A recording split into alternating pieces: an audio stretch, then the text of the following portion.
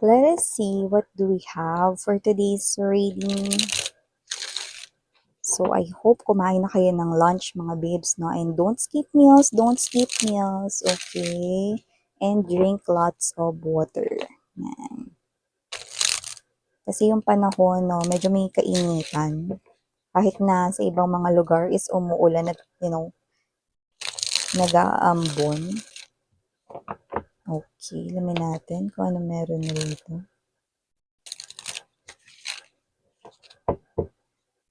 Okay. Let us see.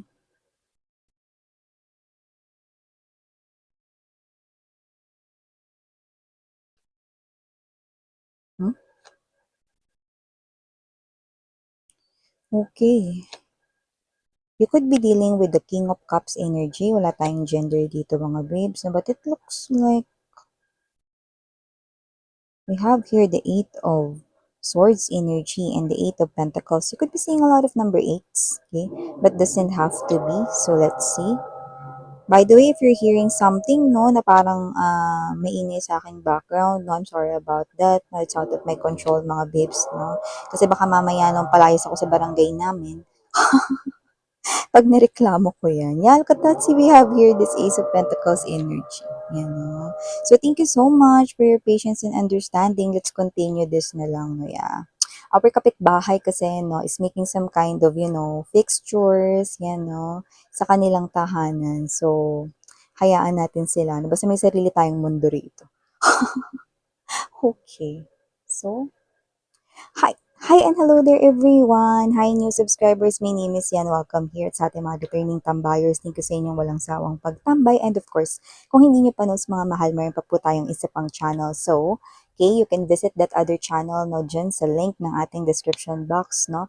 Nilagay ko dyan, no, para pag pinindot nyo yan, click nyo yan mga babes, no, mapupunta na rin kayo agad doon kung saan nag-upload din po tayo ng daily collective readings for all signs. No? Basta just take only what resonates na. And please do remember na wala tayong gender dito. So, babae, lalaki, LGBT, lahat welcome, no? So, just take only what resonates, guys. And please do know din na pwede magkapalit-palit dito yung mga roles, no? Kasi ito ay isang general reading, no? So, you are also free na pagpalit-palitin dito at ilagay kung saan kayong nasa sitwasyon dito. Okay? Kung makaresonate man kayo. And please do know na timeless din po ito. Pwedeng tapos na sa iba. Sa iba naman ay nangyayari na ngayon at sa iba ay mangyayari pa lamang, no? But I'm seeing something here.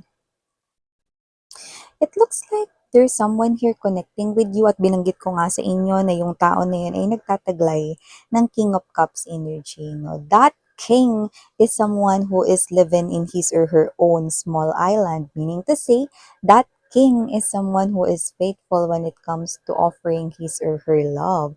That king is a one-man woman or stick to one, a one-woman man. So, kung sino man tong energy na to na this person here is in love with you at nakikita ko rito na alam mo yon, no? Pero meron kasi rito nagiging balakid, no? So, this is something here that you want to reach for this person's hand. See, look at that. See, you are aiming for this person's hand, no? Gusto mo, We have here the Eight of Swords energy. Gusto mo, mga babes, no?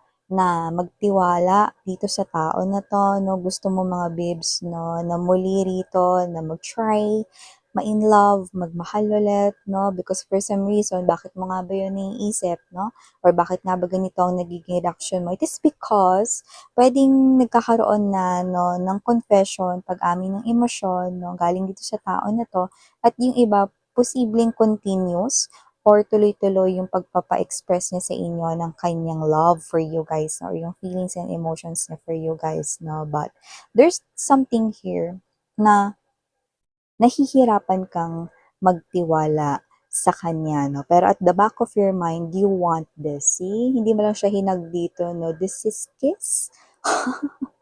Kiss. Kaya kung sino man tong energy na to with the Two of Cups energy, no? You fell in love with this person right here. But it looks like fear is kumakain dito sa inyong isipan, no? So, this is you. I want this love. Gusto ko mahalin tong tao na to. I feel like he or she is really nagiging totoo sa akin. I feel like iba siya sa lahat ng mga nakadeal ko before, yan, no? Pero, ito na, no, yung isip mo. Okay, that is your feelings talking to you. And then, this is your mind, no, na sinasagot rito yung feelings mo, no. Naku, baka hindi pa yun yung para sa'yo. Naaalala mo ba? Yan, no, yung nangyari sa'yo noong past mo, with the Eight of Cups energy, Six of Cups right here, no, fear is, making lamon dito na sa iyong isipan, no? So, kayo ito mga babes, no, natatakot dito, no? Kasi, there's this other voice inside your head, no, telling you, naku, baka maulit na naman yung nangyari sa iyo noon. Baka gaya lang din yan ng iyong nakaraan. Baka mamaya saktan ka lang din ulit ng tao na yan, no? Pare-pareho lang yan sila ng mga galawan pagdating sa love, sasaktan ka lang din yan. See? It looks like your feelings and emotions, no, ay acting like an angel, telling you that you deserve love, na pwede ka ma-fall in love again, na pwede ka ma-in love ulit, no?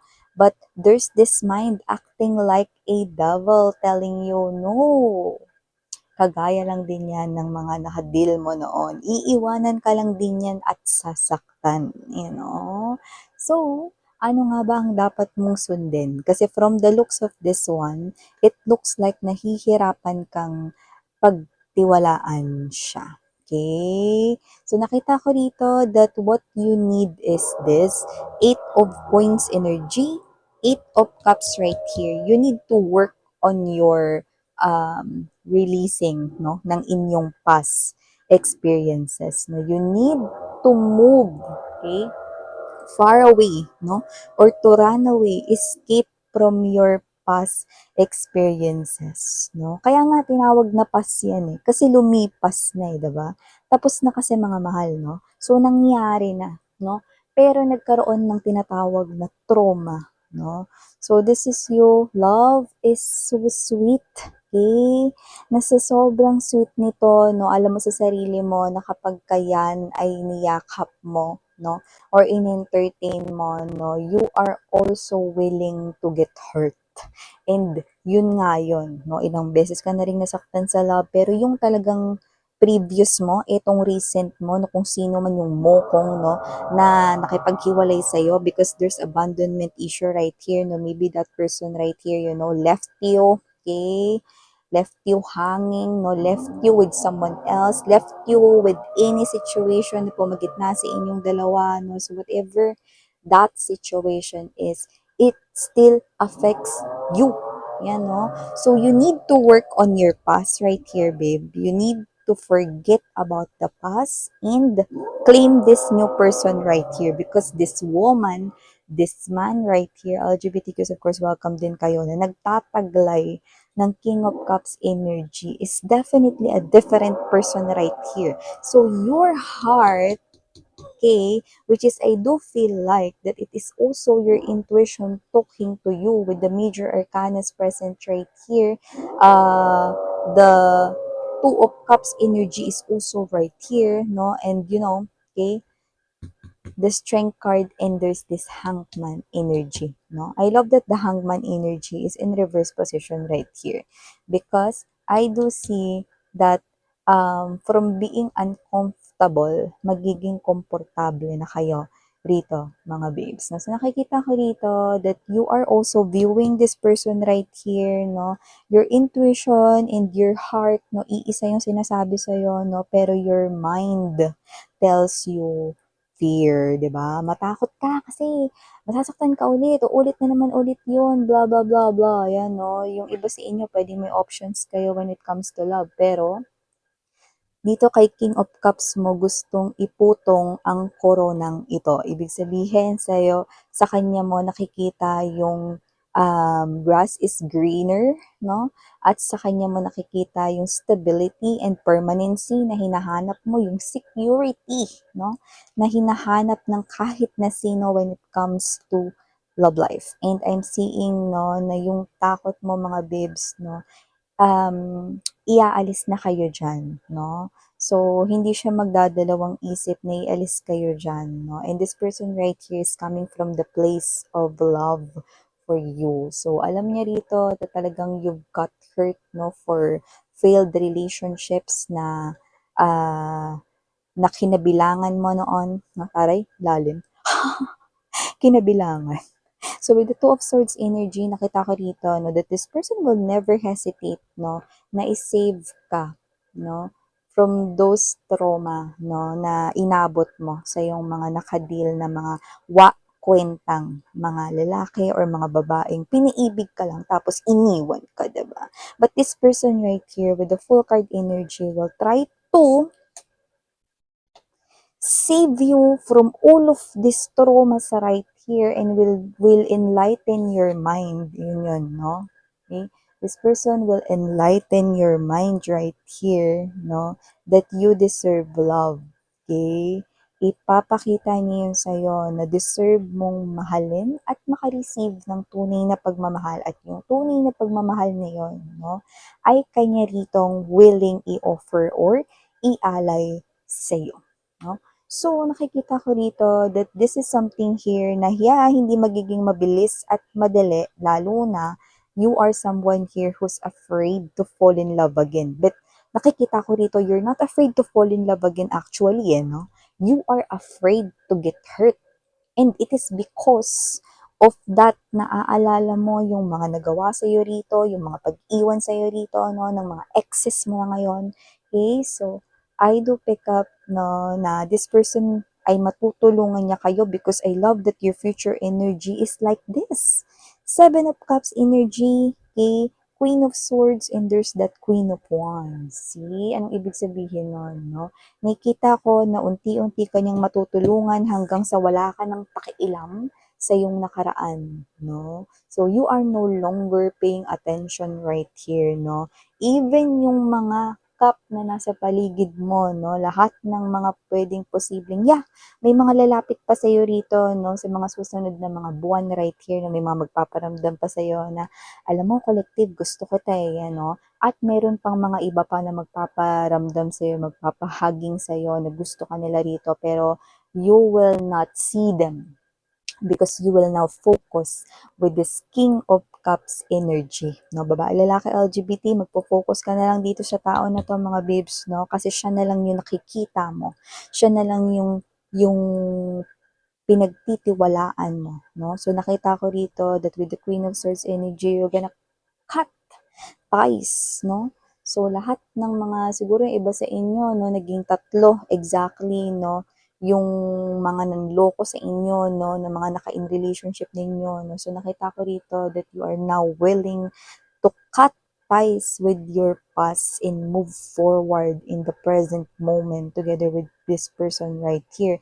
And tama yung ginawa mong desisyon because this person right here is ang present mo at ang future mo. Bongga, 'di ba? So kung sino man 'tong energy na 'to, no, matutulungan ka niya ibalik ang confidence mo sa sarili mo at maniwala, no, na deserve mo talaga yung pagmamahal, no, at magmahal dito, no. So you will definitely that lion inside the frame. This is you gaining that strength, no, na dito ay naka-reverse ang ating strength, no, but here you will gather all of that strength inside you and you will now believe, no, that you deserve everything that is beautiful in your life, no, and this is you parang magkakaroon ka dito ng deep understanding, deep knowing, no, na hindi mo na iisipin yung past because that will only be hindrance or blockage dito, no, sa inyong new chapter, no. And nakikita ko, no, na matutulungan ka ng malaki nitong tao na to, no. Dahil kahit na maging mahirap yung paglimot mo dito sa past, no, hindi ko nakikita nasusukuan niya kayo. Pwedeng maging matagal ang inyo rito, no, na pagkalimot sa past pero hindi niya kayo rito iiwanan at tutulungan niya talaga kayong makaalpas dyan. See? So, tell me, 'di ba? So, nakikita ko rito na yung heart mo and your intuition, no, umpisa pa lang, they're already telling you, no, that this is the right person for you, no? Alam mo kasi, Okay? Kapag kinain na tayo ng fear, wala na tayong magagawa. Hindi ko kaya, hindi yata yun talaga, hindi talaga, So, we need to conquer that fear, no?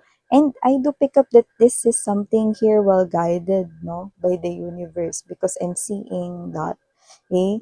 From this three major arcanas over here, no, this is an indication that this is that kind of